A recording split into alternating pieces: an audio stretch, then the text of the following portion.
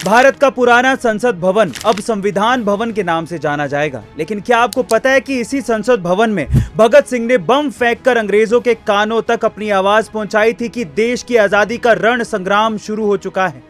इसी संसद भवन में 15 अगस्त 1947 को रात 12 बजे जवाहरलाल नेहरू ने भाषण दिया था कि भारत स्वतंत्र देश बन चुका है।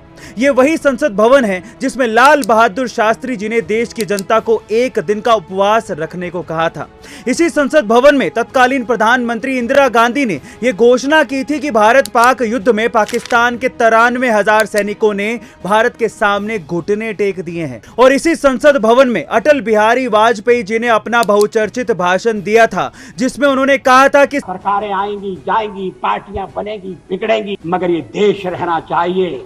गाइस, भले ही पुराना संसद भवन अब एक ऐतिहासिक वस्तु बन के रह गया है, लेकिन उसकी यादें हमेशा हमारे दिलों में ताजा रहेंगी। आपको इन पांचों घटनाओं में कौन सी घटना सबसे अच्छी लगी, कमेंट सेक्शन में जरूर लिखिएगा। नई संसद में जिस महिला आरक्षण बिल पर घमासान चल रहा है, उसे पास करवाने में 27 साल का समय क्यों लग गया, चलिए जानते हैं। देखिए, इस बिल को सबसे पहले 12 सितंबर 1996 को देवेगौड़ा सरकार ने पेश किया था, लेकिन उस समय सरकार में शामिल जनता दल ने ही इसका विरोध कर दिया। इसके बाद 16 मई 1997 को भी कांग्रेस इस बिल को लाई थी, लेकिन इस बार भी सरकार में शामिल दलों ने इसका विरोध कर डाला। इसके बाद साल 1998 में बिल फिर से पेश किया गया, लेकिन उस समय आरजेडी के नेता सुरेंद्र प्रसाद यादव ने लोकसभा स्पीकर से इस बिल की कॉपी छीनकर फाड़ दी थी और हंगामा मचा दिया था। 1998 के बाद से 2010 तक इस बिल को समर्थन न मिलने की वजह से ये बिल ठंडे बस्ते में पड़ा रहा और साल 2010 में मनमोहन सिंह सरकार के कार्यकाल में ये बिल राज्यसभा में तो पास हो गया, लेकिन लोकसभा में पास नहीं हो पाया। इतनी दिक्कतों के बाद आखिरकार अब मोदी सरकार के कार्यकाल में महिला आरक्षण बिल पास हो पाया है और मजे की बात तो ये है कि इस बार इसे विपक्षी नेताओं का भी समर्थन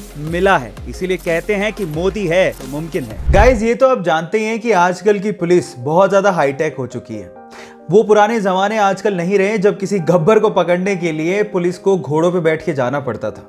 आज पुलिस के पास बड़ी बड़ी हाईटेक गाड़ियां हैं, लेकिन आज के समय में भी पुलिस ब्राजील में आपको भैंस पे जाते हुए दिख जाएगी।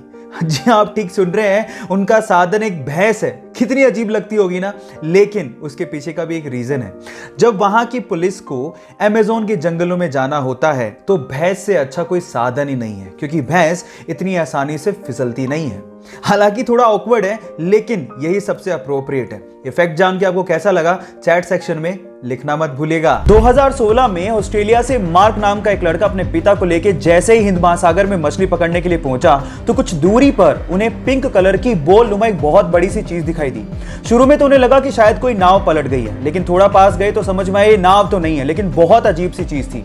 लेकिन जब बिल्कुल पास पहुंचे तो उन्हें समझ में आ गया था कि व्हेल की डेड बॉडी है।